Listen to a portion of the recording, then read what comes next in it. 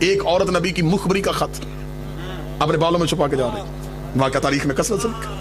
نبی نے ایک صحابی سے کہ اس عورت کے پاس ایک خط ہے، وہ خط لے کے وہ گیا، اسے جا کے کہا بی بی تیرے پاس کوئی خط ہے؟ تسلیم سمجھانے لگا تیرے پاس کوئی خط ہے؟ اس نے کہا مجھے تیری شجاعت کی قسم میرے پاس خط ہے۔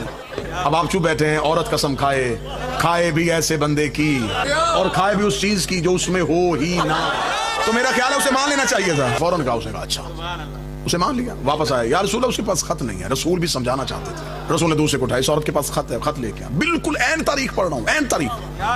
دوسرا کو اس نے کہا بی بی تیرے پاس کوئی خط ہے؟ اس نے کہا مجھے تیری جوانی کی قسم، مجھے تیری جوانی کی قسم میرے پاس کوئی۔ واپس اس نے کہا نہیں یا رسول اللہ اس کے پاس کوئی خط نہیں ہے۔ مثال دیوال تیسرا تو جاؤ، اس نے کہا مجھے تیری دیدت دلیری کی قسم۔ کتنی شاطر عورت تھی، بندے دیکھ کے قسمیں کھا رہی، اس کے پاس کوئی نہیں ہے۔ جب واپس آ گیا رسول نے کہا آئینہ علی ابن ابی طالب، کہاں ہے اللہ کا نفس، نفس پروردگار؟ سنی کتابوں میں واقعہ درج نہ ہو، گردن کٹوانے کے لیے تیار ہو۔ نبی نے فرمایا علی کہاں ہے؟ علی اپنے مقام سے اٹھے، فرمایا علی اس عورت کے پاس خط ہے، وہ خط لے کے امیر المومنین وہاں گئے۔ امیر المومنین نے جا کے پوچھا علی تیرے پاس خط ہے؟ علی نے اپنے بائیں ہاتھ کو بڑھا کے دائیں ہاتھ سے تلوار نکالا، او بدبخت عورت، وہ خط یہاں رکھ جس کی خبر مجھے مخبر صادق نے دی ہے۔ تسلیم کی منزل پہ، اسے کہتے ہیں منزل تسلیم۔ انگنت واقعات ایسے ہیں، معصوم پہ تحقیق نہیں، تسلیم ہے۔ قرآن پہ تحقیق نہیں، تسلیم۔ نبی پہ تحقیق نہیں، تسلیم۔ علی پہ تحقیق نہیں، تسلیم۔ حسن پہ تحقیق نہیں، تسلیم۔ حسین پہ تحقیق نہیں، تسلیم۔ زہرا پہ تحقیق نہیں، تسلیم۔ موضوع کھلنے لگا ہے، زہرا پہ تحقیق نہیں، تسلیم۔ تو پھر جس کو تسلیم کرو، پھر اسے تسلیم نہیں کرتے جو اسے تسلیم نہیں کر رہا۔ اگر سیدہ کو تسلیم کیا گیا تو پھر انہیں کیوں تسلیم کیا گیا جنہوں نے سیدہ کو تسلیم نہیں کیا تھا؟ کیونکہ جو گواہ مانگ رہا تھا وہ تحقیق والا تھا، جس سے مانگ رہا تھا وہ تسلیم کی منزل پہ تھی۔ آج عدالتوں میں شور ہو رہا ہے کہ واقعے کو سچا ثابت کرو، پہلے تم بتاؤ تم تحقیق والوں کی طرف ہو یا تسلیم والوں کی طرف؟ یہ کیس ہمیشہ کے لیے بند ہو جائے اگر ہم اسے اس زاویے سے دیکھیں۔ کوئی مسلمان ایسا نہیں جو مصلی پہ ان پہ درود نہ پڑتا ہو، ہر فرقے والا ان پہ درود پڑتا ہے اور درود میں نے تسلیم کرتا ہے۔ کیا کہنے تیری دوہری پالیسی کے، مصلی پہ تسلیم کر رہا تھا، مصلی سے ادھر کے تحقیق کر رہا ہے۔ اچھا دوسری بات یہ ہے کہ درود میں کتنا بڑا معجزہ ہے۔ مسلمان نے درود جب اذان سے پہلے پڑھا تو اپنی مرضی کے گھروں میں بھیج دیا، درود کبھی ادھر بھیج دیا، کبھی ادھر بھیج دیا، کبھی ادھر بھیج دیا، ان پہ بھی جس نے مائی پہ کھڑے ہو کے درود کا ادھر ادھر بھیجا تھا، جب وضو کر کے مصلی پہ آیا درود خود ہی سمٹ کے زہرا کے گھر پہ آ گیا۔ پھر درود اکیلا دہلیز سیدہ پہ آ گیا، جہاں ادھر ادھر بھیجا تھا مصلی پہ تجھ میں جرت ہے تو جہاں اذان سے پہلے بھیجا تھا مصلی پہ بھی وہاں بھیج کے دکھا، کہتا مصلی پہ بھیجوں گا تو عبادت حرام ہو جائے۔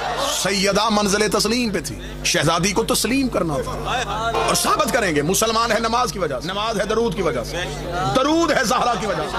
ابھی تک تو مسلمان کو اصل درود کی سمجھ ہی نہیں آئی۔ خدا ہمیں کہہ رہا تم پڑھو صلو علیہ وسلم، تم پڑھو، اور ہم نے آگے سے کہا اللہم صلی علی، تو پڑھ، یا ایھا الذین آمنوا صلو علیہ، اے ایمان والو صلو کرو ان پہ۔ اس نے ہمیں صلو کا حکم دیا، درود پڑھو۔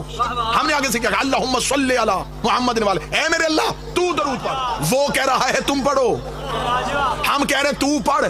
پھر اصل میں درود کیا ہے، پھر حقیقت درود کیا ہے، پھر فضیلت درود کیا ہے۔ جو بھی کتاب اٹھاؤ اس میں یہ لکھا اتنی دفعہ درود پڑھو تو یہ ہوگا، اتنی دفعہ درود پڑھو تو یہ ہوگا۔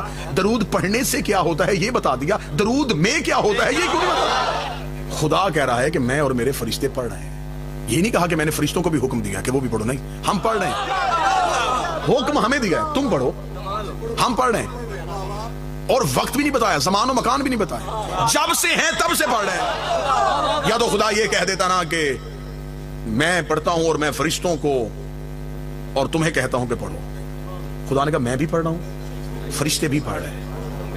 کوئی خدا نے یہاں پہ کوئی کنڈیشن استعمال نہیں کی کہ ہم تب سے پڑھ رہے ہیں، پڑھ رہے ہیں۔ اب یہ کون بتائے گا کب سے پڑھ رہے ہیں؟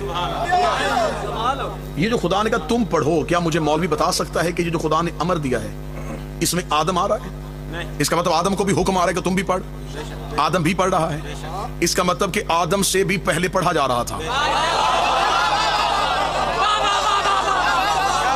آدم سے پہلے تو پڑھا گیا۔ یہ تو آپ اہل سنت کتابیں چاہیں گے تو میں یہاں ممبر پہ لے کے آ کے رکھ دوں گا کہ خدا نے جب حضرت آدم اور حوا کا نکاح پڑھا تو فرمایا آدم حق مہر دے، سبحان اللہ، تاکہ ہوا تجھ پہ حلال ہو. فرمایا میرے مالک ابھی تو نے حکم دیا ہے, ابھی تو نے خلق کیا ہے, زمین پہ بھیجے گا, کچھ کماؤں گا پھر دوں گا, اب حق مہر کہاں سے دوں؟ فرمایا 5 دفعہ آل محمد پہ درود پڑھ, درود پڑھ تاکہ ہوا حلال ہو. آل محمد پہ درود پڑھنا مسلمان ہونے کی نشانی نہیں, حلالی ہونے کی نشانی. اب جو آدم نے درود پڑھا وہ درود کیا تھا, وہ بھی یہی تھا, تو پڑھ. جب آدم میں بھی یہ طاقت نہیں کہ وہ بھی پڑھ سکے ان پہ, یا تو آدم پڑھ دیتا, خدا کہتا ہے یہ میرا پہلی حجت ہے, یہ پہلا خلیفہ ہے, اسے میں نے اذن دے دیا تھا, اس نے پڑھ لیا.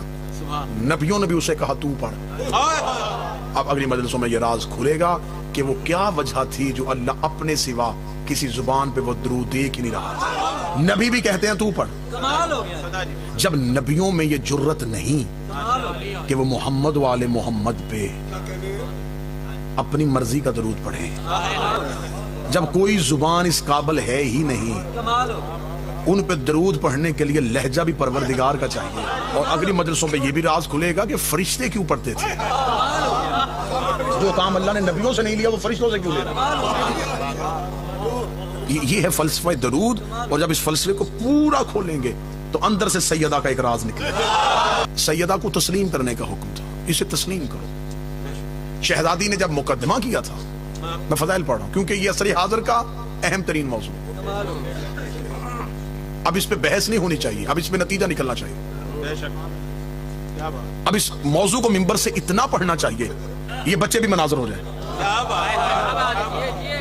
میں نے پورے ملک میں ایک بات کی اور آج میں ملتان میں پہلی دفعہ یہ بات کرنے لگا.